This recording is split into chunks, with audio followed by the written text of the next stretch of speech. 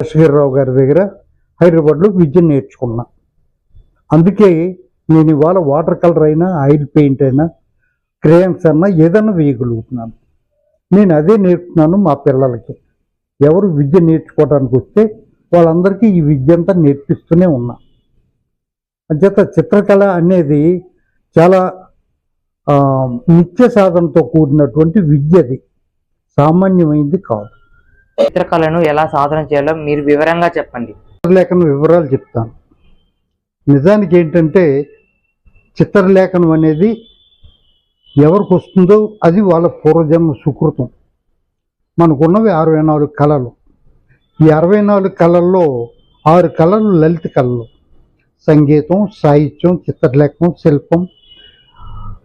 ఈ విధంగా ఈ దాంట్లో చిత్రలేఖనం అనేది అత్యంత